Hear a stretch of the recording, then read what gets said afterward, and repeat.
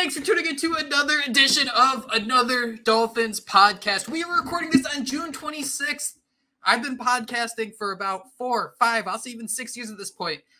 We have a loaded show for June 26th. I am so excited for everything we are going to jump in today. We have a mailbag. We have a co-host of Phin'Équipe joining the show later on. I can't wait to talk to Dan Moreno. But before I get to all that, howdy, Joshua Houtz.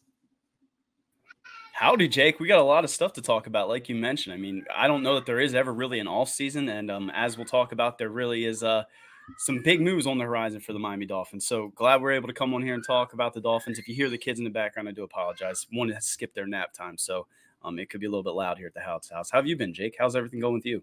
I skipped nap time too. I'm cranky, and I'm gonna make sure you know about it, Joshua Houtz. But actually, everything's going great. We had a cookout at work today, so I got to spend a little extra time outside. The sun is shining. It is a beautiful, beautiful time of year. But with no games going on, it's all about the drama. And Jeff Darlington of ESPN reported on Tuesday that the Miami Dolphins have not offered Tua Tagovailoa a market value contract. And Joshua, I'm just going to lay it right there. What are your first thoughts?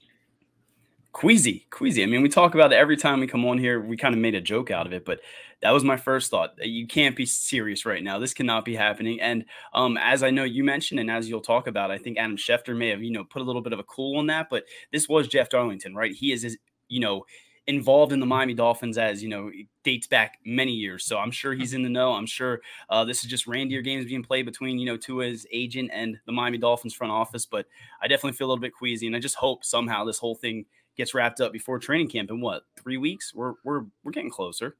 3 weeks. And I think Schefter said that he expects it to either happen, well, if it's going to happen either the week before training camp or a week before the regular season. And Josh, I don't know if it's just because it is the offseason, but the fact we keep hearing market value. The Dolphins don't want to pay Tua market value. Fans are up in arms. Stop pulling our chain. Just give Tua market value. Josh, we've done this podcast for so long, and I even just go back to February where you're like, yeah, sure, let's give Tua $50 million. Sign it up. Let's go. Let's send it in.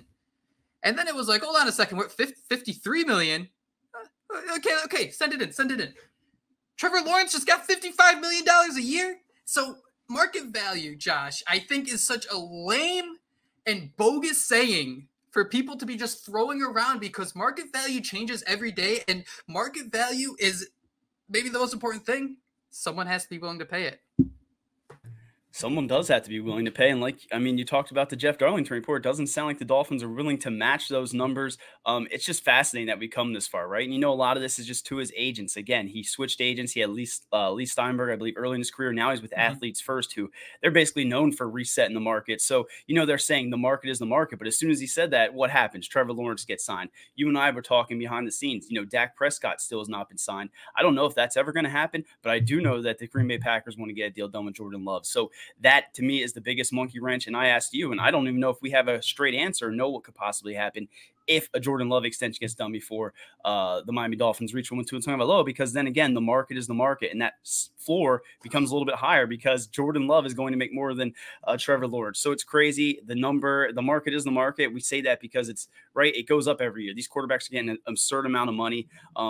Part of me is okay here, and that Chris Greer and them, are not right away, jumping and reaching exactly what he wants, but something has to give, right? And I just wish that we could be a fly on the wall to know if it's the guaranteed money, if it's, a year here, maybe the Dolphins want an out in case things hit the fan, maybe Tua wants incentives. I have no idea. None of us truly know. And I think you mentioned it at the beginning of this. It's the down part of the offseason. So a lot of these things are for clicks. A lot of these things are just, again, what these teams want you to hear, what the agents want you to hear. But queasy is how I'm feeling right now, Jake.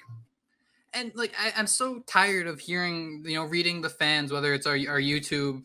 Shout out to everyone who gives us comments. I absolutely love reading them. I worded that horribly wrong. But I'm just tired of people thinking Greer's sleeping. Or there's again, we know nothing. I do think the two sides are close, and there is, whether it's an extra guaranteed year, whether it's guaranteed money, there's some sort of language holding it up. Josh, would you be surprised if the Dolphins handed Tua a contract at the start of the offseason that would have given him the headlines, that would have been that Jared Goff deal instead of being asked about the Jared Goff deal?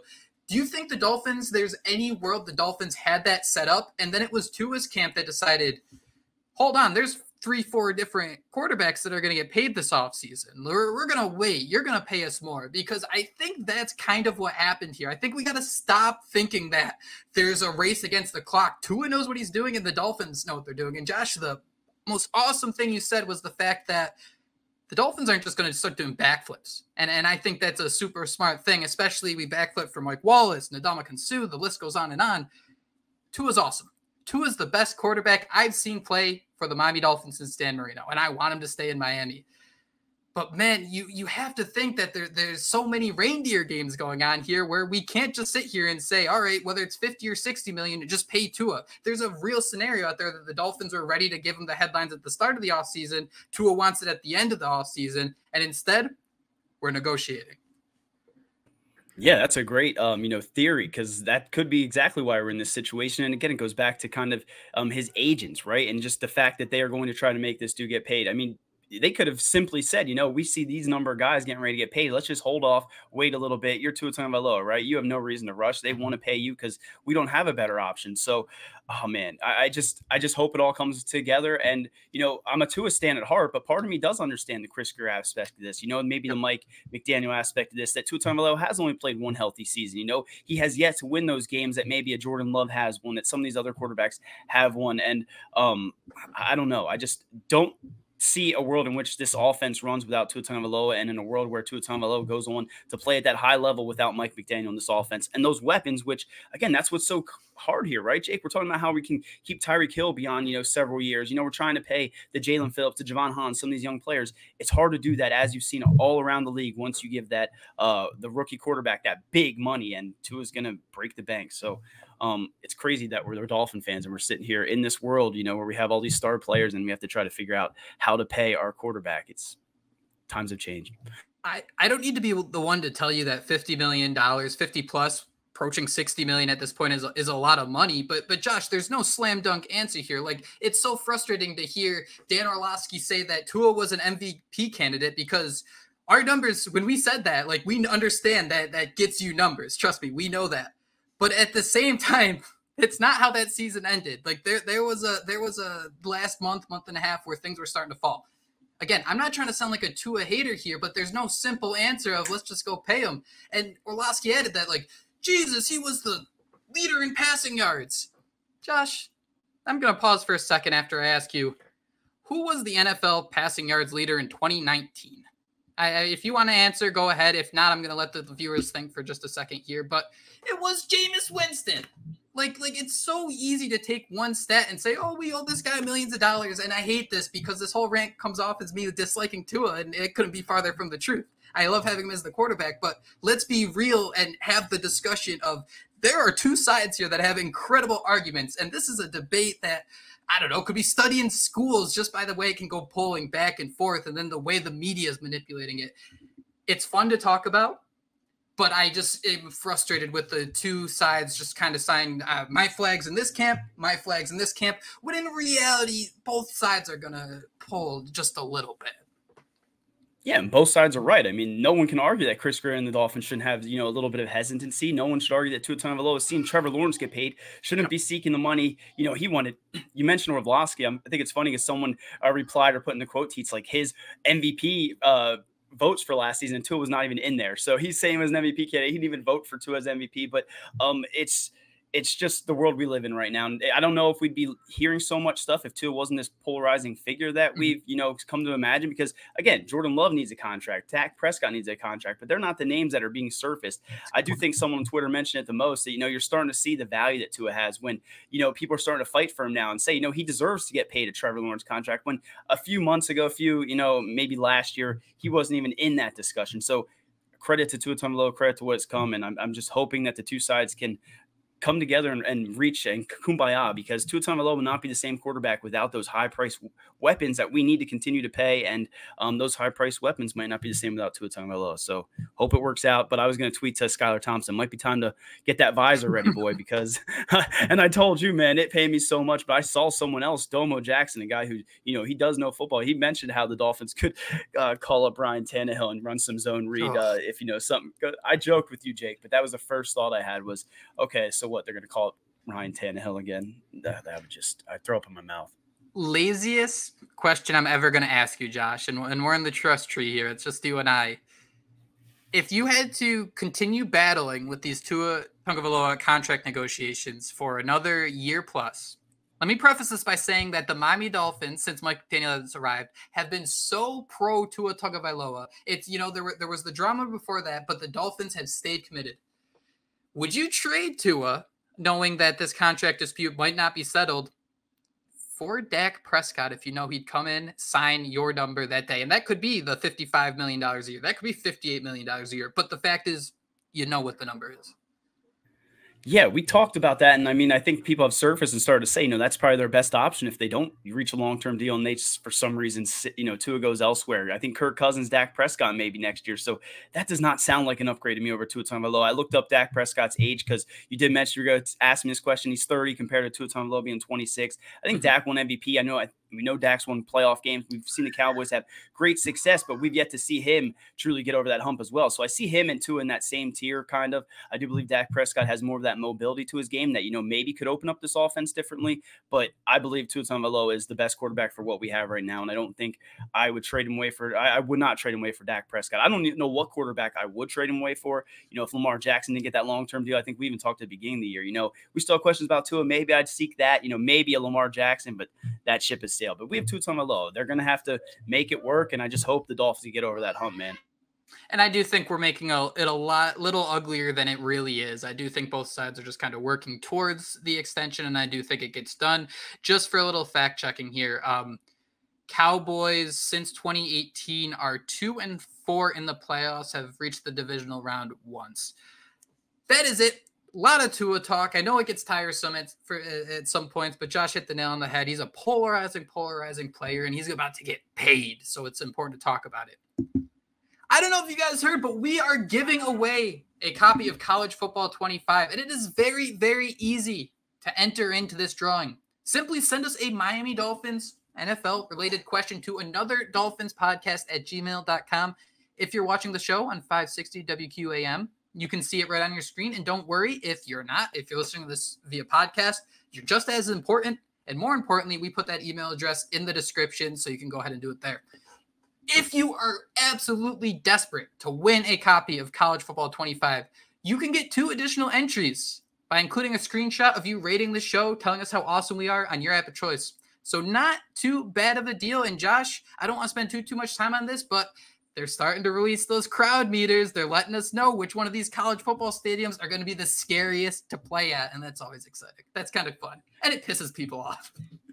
Oh, yeah, they definitely made people upset with the best stadiums. But then today they did Sights and Sounds, and they're showing that they put so much time and effort into it. So, I joked with a buddy of mine, maybe Madden needs to take a hiatus and come back 10 years down the road if they're putting all this detail into it. So you absolutely want to get your hands on college football. If you ever even enjoyed watching the game of college football, it's going to be a good. July 7th, we will announce that winner. And I believe the game comes out July 19th. So you'll have more than enough time to go download it, pre-purchase, all that fun stuff. But the next part of this podcast, we are going to jump into some of the listener questions. I apologize if we didn't get to some of yours in this show. We will be doing another mailbag. And hey, believe it or not, we'll keep doing mailbags in the future. So stay tuned. Starting out with our first listener question. It comes from Kyle. With the Trevor Lawrence deal getting done, do you think the Tua deal will get done before or after Dak and Love? And will there be more or less than the Lawrence deal? Also, he added, you already do a Pokemon episode for the newbies, but what about doing it for all the starters? The Pokemon would be so much fun. I absolutely would love to do that. And I'm going to answer this question right away. Joshua is dealing with the kids at the moment, but wow. Look at that instant reaction. He's back. But Josh, this is something we just kind of spoke about, but let's put it on the record. Do you think the Tua deal will get done before or after Dak, Love, or both? I think it gets done before. I think like I said, if the Love thing happens, that's going to throw a real wrench into these. I think absolutely these agents are talking behind the scenes. So I hope it gets done before training camp. The Pokemon thing, I think I once posted a depth chart. I was going to do something with, each player being a Pokemon. So, dude, I would love for us to do that. So I hope it gets done beforehand. Jake, what are your thoughts? Because, again, I think it would be an absolute travesty if they were to let Dak and Love get paid, because then, the market is the market. That number skyrockets. We got to do a show where we just take a shot at that'd get really bad really fast every time the market is the market. It's said. Yeah, I still think it gets done beforehand. I do think that this is just the airing of grievances that happens before they join hands and sign that contract. So I do think it gets done before. But Josh, knowing us, that's what they call famous last words. From Jordy, my Dolphins question is: which rookie do you think makes the biggest impact this season? Joshua Houtz, who do you think? Yeah, I probably went with the easy answer.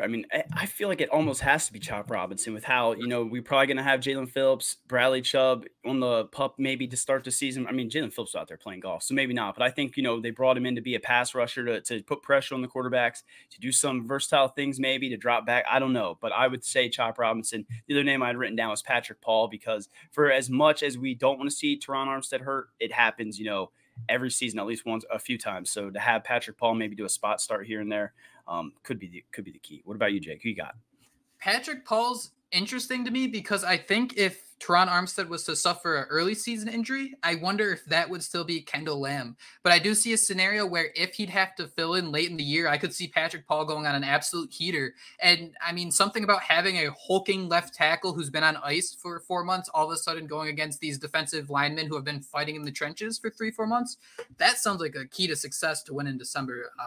Another name I wanted to throw out, it was more of like a fan theory, but like Mo Kamara, he's kind of defined as a player where I think you can get him down there in pass rush situations. And when you look back to last year and you see like Andrew Van Ginkel, 6.5 sacks, Emmanuel Ogbah, 6 sacks, it really adds up pretty fast where you could kind of like look twice and all of a sudden Mo Kamara could be there with 4 or 5 sacks out of nowhere. And that'd be pretty impressive for like a 5th round pick. Yeah, I'm glad you brought him up because I almost wrote him down over Chop Robinson, but I just, it was hard to do, but I could definitely see him, maybe having more sacks than Chop Robinson. You could already hear the dialogue on Dolphins Twitter. I did have written down next to Patrick Paul as well. Some of those formations that we see from the 49ers where they use that almost an extra offensive lineman, but they line him up as a tight end. Could you not imagine Patrick Paul's big body out there? So, again, that's a way out there theory, but dude, one of those pass rushers stepping up early, being one of those guys that can come in later in the season, sign me up for that. I think in this scenario, I still think Chop Robinson might be the overall more like effective piece. But I think if you're looking at the stats, you could see like, oh God, Mo Kamara's got 5 sacks. That's kind of where I'm leaning. I don't want to dive too deep into, 5th round rookie. He's going to be fantastic, but we definitely are rooting for him there. From Ben, what do you think? Josh, this question's dedicated to you. Just by the answers. What do you think are the chances we get a uniform redesign sometime in the near future? Josh, will it be in 1 year, 3 years, 5 years, or 69 years? Yeah, well, I had to go with 69. I definitely went with 69. I forget who tweeted it out, but I don't know if it was an actual quote from Ross or someone just mentioned it in passing, but like, this is Ross's baby, I guess, this logo, everything that he's built. So for me, maybe after Stephen Ross sails off into the sunset, but then again, then it's his, I think he's giving it over to his daughter. So that was my theory in 69 years. Would love to see it in 5 years or even sooner, but I don't know if we'll see a throwback anytime soon. Wish I could credit whoever I remember saying that, but whoever it was had something to do with the Dolphins. So I was like, oh shit, maybe that has something to do with it. I think doing a logo redesign every time you change owners is actually kind of like a very, very stupid, but kind of like an interesting concept to go about. Honestly, Josh, the throwbacks right now has such a magic to it. You're wearing it on your head. I'm kind of cool with how things are right now. I know a lot of people aren't necessarily going to agree with that. Growing up, in the late 90s, early 2000s, I didn't hate that logo. It did kind of look stupid with the helmet and everything. I like throwing that in there as a curveball too, especially if you hit that Ricky Williams, like orange Dolphins, like mid 2000s. But honestly, man, I don't hate this logo. I kind of like that the idea that Ross is taking pride in it. And this is like his, process for the Dolphins here, but I get the hype, but I think the second we do like a redesign and go back, it changes forever. How we feel about it will change forever. I promise you that.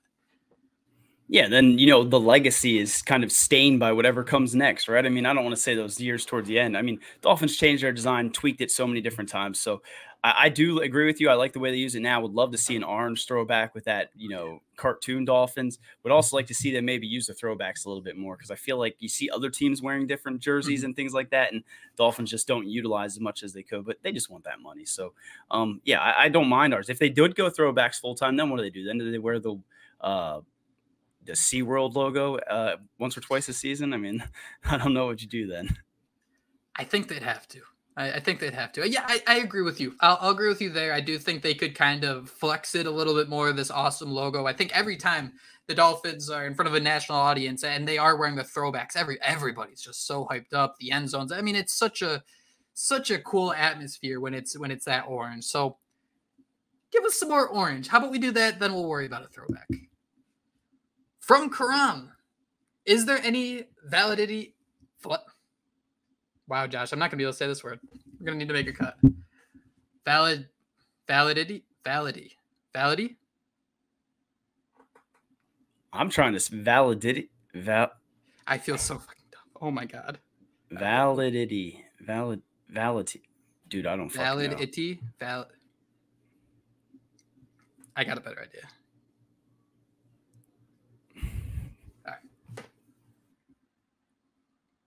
Sorry for your little cut here. My bad. It's only when I swear.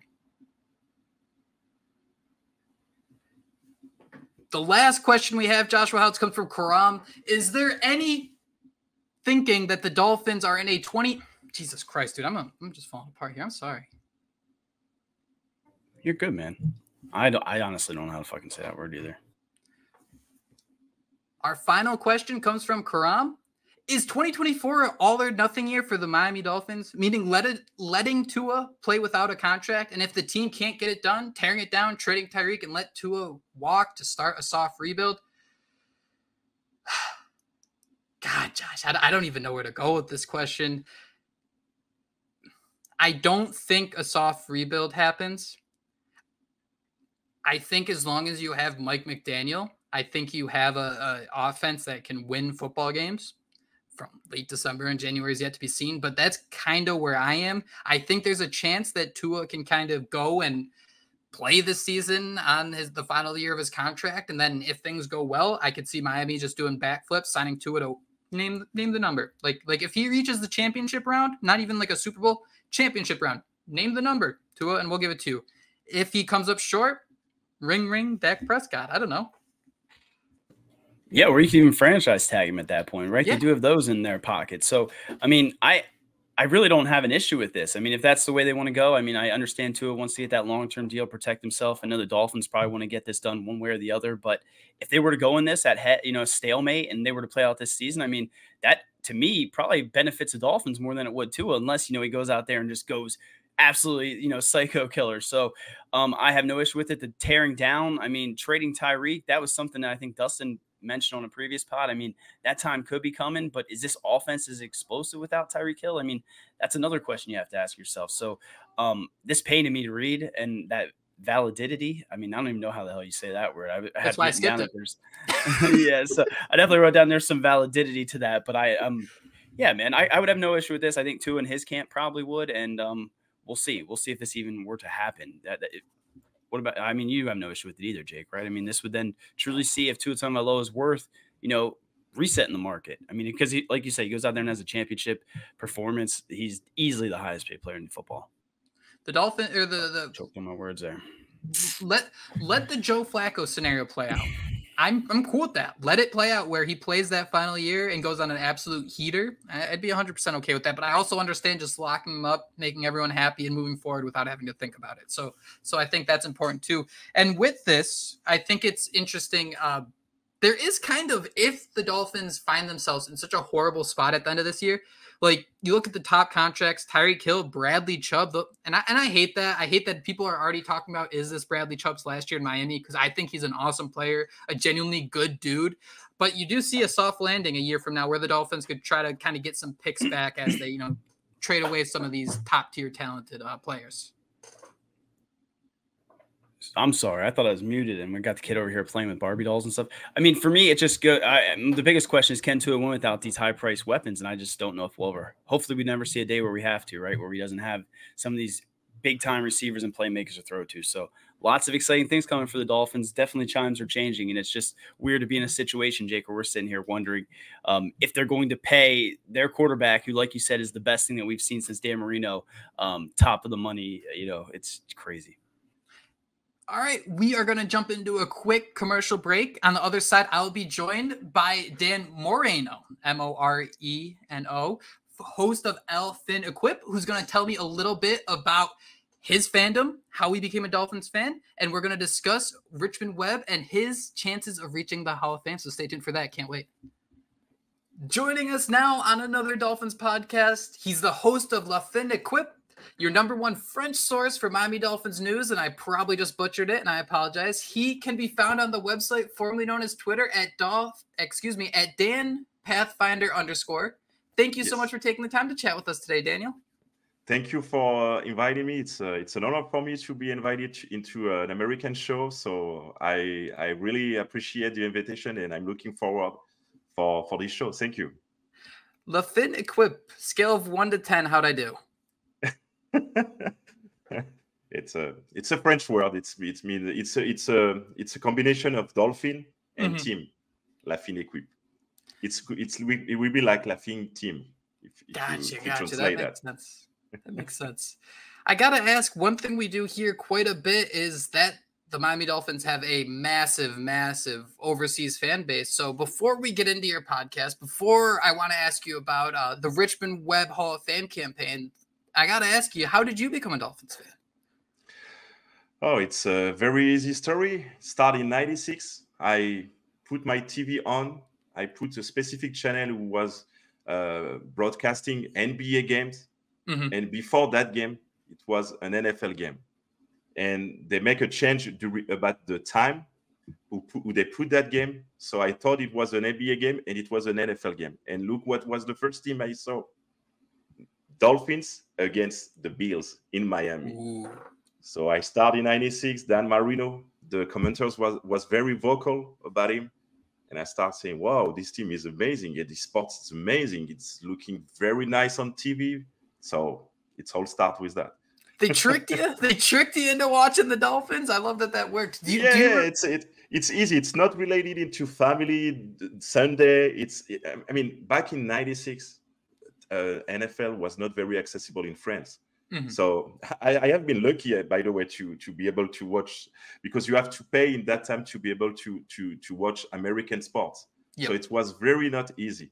And the most difficult part was after, because you can't following one specific team, because they just put one game per week, and it's randomly all the 32 teams. So back in that time, I was maybe watching 2 games of the Miami Dolphins per season. It was so hard. There is no internet. So I was like, what my team is doing? And it's not like you had any, forget even Sports Center. Like, let's imagine like a Football Digest, like a once a week magazine. You guys didn't even get that. So you were stuck trying to pick up the game, pick up the teams based on one game a week. That's definitely a challenge. I got to ask, do you remember what basketball game you were trying to watch? Were you mad that that game didn't come on? It was very easy. It's a Bulls games, because in France they was putting Chicago Bulls games almost every week. So back in this time it was the one. So so I was waiting for that game, and it was the Dolphins. And you know what? It became my first team ever in every sport after that. I can't explain you what, but my name is Dan Moreno and Dan Marino. So maybe that helped.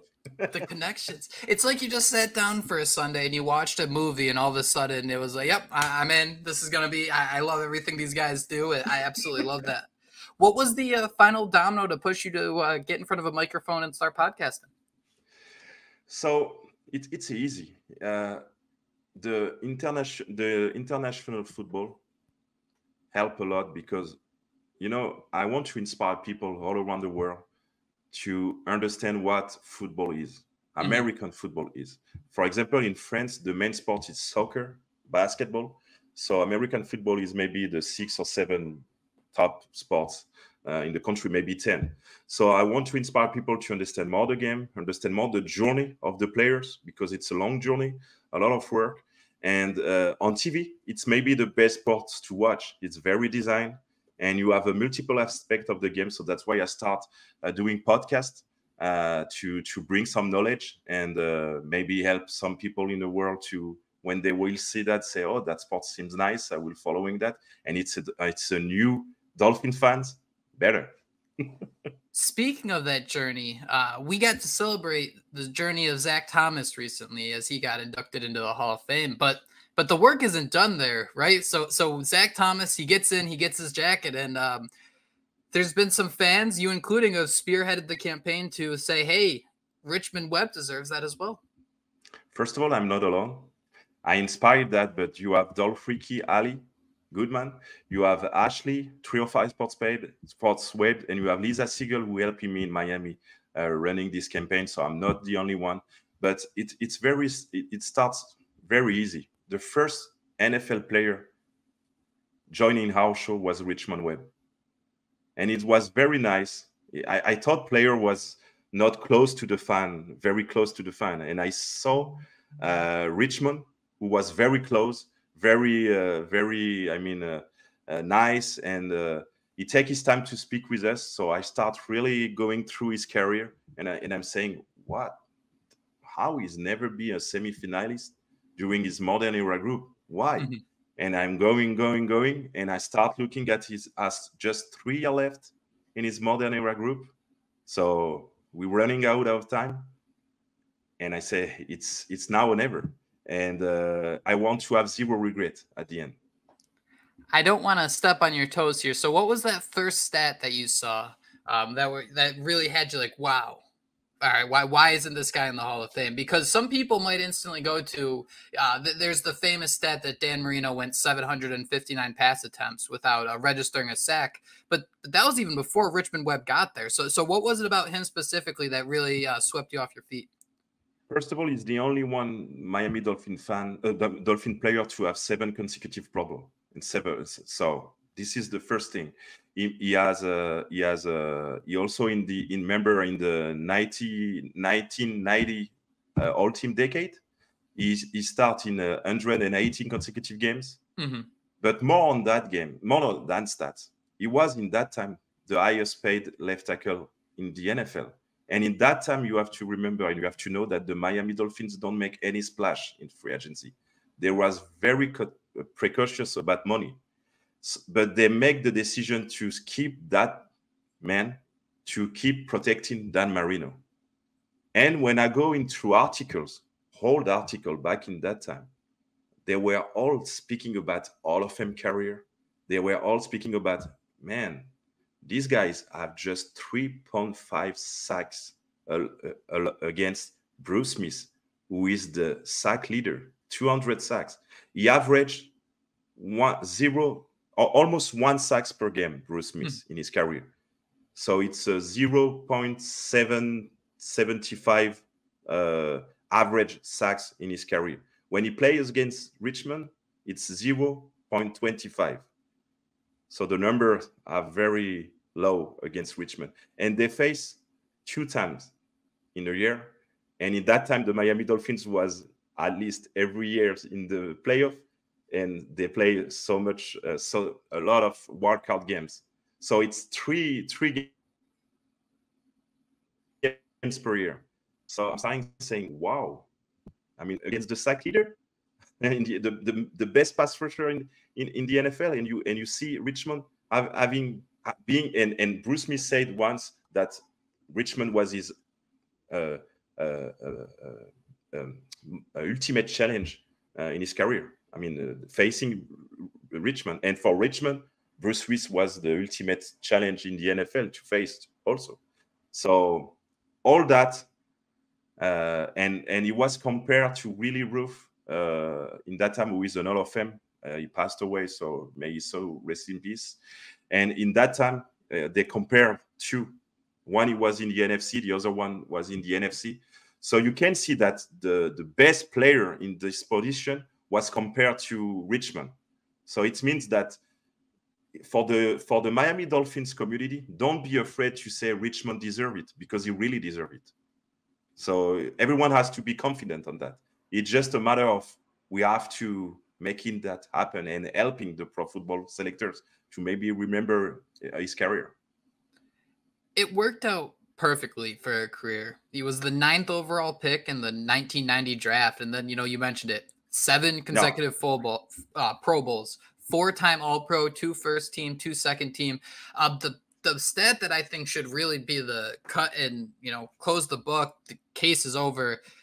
Member of the All-Decades team, member of the 1990s All-Decades team. That, to me, right there, everybody on that list should be a Hall of Famer. I don't think that really needs. You don't need to do too many backflips to make that one make sense. 11 total seasons, a stretch of 118 consecutive starts. Why do you think he's been overlooked? Is it simple as, you have Dan Moreno stealing the spotlight for all that time, where you just kind of are so focused on what he's doing that you're not even looking in the trenches? Maybe not winning a Super Bowl can affect a little bit his case. Also, you have a lot of 72, 73 player who has been in the Hall of Fame. We still have waiting for Bob Kuechenberg to be in the Hall of Fame. He's maybe the last one player who has been forgotten with Richmond. You can speak about Clayton, but everyone will have someone. But so I don't have any answer on that, because it's a long process. The Pro Football Hall of Fame process, it's very complex, because you can have between 4 or 8 players to be selected in the modern era group. So, and it average 5 every year. So you basically have 5 players. And since this year, they separate the senior era group. Senior era group is when you finish your 20 years of eligibility, and you enter to the senior group. And you say senior group, every year you just have 1 player who is elected. And now they separate. So it means the modern era group and the senior era group don't competing each other, which was the case before. So it will be complicated. For example, you have someone who was in the perfect team, maybe don't push for Richmond, knowing that Bob Kuechenberg is still waiting, So there is maybe a little stiff stuff like that. The best thing is to keep pushing, to keep remembering the great career he had, and he will be elected for some time. But it's complicated because he never made the semifinalist. He never. So we have to do it this year, because there were just 3 years remaining into the modern era group. So if he enters into the senior group, it will affect Bob's chance, Kush's chance, because they will be competing each other. And if you look about just 1 player elected per year, there will maybe 3 to 5 players that any team can say he deserves to be in the Hall of Fame. So it's maybe hundreds of players who are waiting. So if you just can nominate 1, take the numbers. It could take 100 years. So you, me, Richmond, all the Dolphins fans now, we will be not there for Richmond. So we have to make it now. So we have to pushing now. We have to do whatever it takes on social media to push any fact that we are putting on this Twitter account that we create to the Richmond campaign, and stay polite, stay respectful for the pro football selectors. That will help for sure. Host of La Phin'Équipe. You can find him on Twitter, on X, whatever you want to call it, Dan Pathfinder _.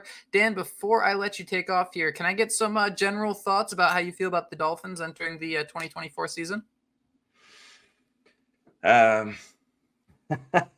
You trigger me now, because I will not say I'm not confident, but there is a lot of change, and I need to watch and to see what happened. I think the last signing we made with Calais Campbell is a great signing for this defensive line. The offense will be great this year again, because this team don't really change, and I think Devon Etchen can make a big impact. If and Jonnu Smith on the tight end position can help a lot. For sure, this offense will be great, but we need to beat positive team. this year. Absolutely. We need to win those teams. So, I mean, if we make third playoff appearance in a row in the last 20 years, it's a huge step for the Miami Dolphins. But of course, taste of a Super Bowl is unique, so we never know. So if we go to divisional or final conference, I'm good. Even if for me the ultimate thing it's Super Bowl. Absolutely. Dan, you said it all. Thank you so much for taking the time to join us. Let's get Richmond Webb into the Hall of Fame, and go Dolphins. Go Dolphins, go Fins. Thank you very much. And it's great to be alive.